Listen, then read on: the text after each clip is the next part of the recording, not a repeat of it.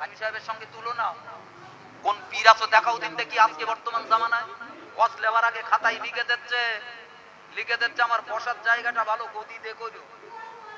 তোমায় হাড় আছে মাঝে ঠোঁটবে একটু মোটা গদি দে কইরো।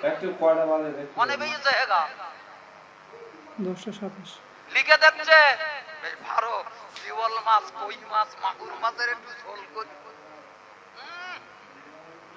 আর একটু কচি মুরগির পিলে, দেশি কচি মুরগির পিলে ওই একটু আমার জন্য ঝোল করে রেখো। আর টাকার কথাটা মনে আছে তো হুজুর? হুজুর দাদার লেভেল গাই দিয়ার কতদিন ভণ্ডামি চালাবে গো? লজ্জা লাগে না? টাকার স্বপ্ন দেখো, টাকা টাকা তো কম নেউনি, মুসলমানরা রক্ত বন্ধ চুষে খেয়েছো। একটা জলসা করেছো 20,000 25,000, তিনি 3টে 4টে রাতি করিয়েছো, টাকা কম হইয়াছে। এ শহরে একটা বাড়ি, ও শহরে একটা বাড়ি, ওখানে একটা বাড়ি, আবার বউ কার কটা তাল্লা।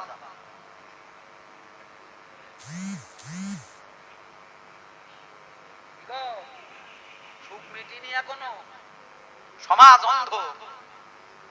দোষ হুজুরদের না, দোষ খানিকটা আমারই। দাদাপীর কলিজার মানে তিনি সৎ ছিলেন, কোরআন আর হাদিস আমাদেরকে শিখিয়ে দিয়েছেন। মরণ পর্যন্ত দাদাপীরকে বুকে রাখবো। দাদাপীরের 5 হুজুর কেবলা কোরআন আর হাদিস অনুযায়ী কথা বলেছে, বাংলার মুসলমানদেরকে জান্নাতের রাস্তা দেখিয়েছে। তারাও বুকে থাক, তোমার মতো চিটিং বাস্তা না।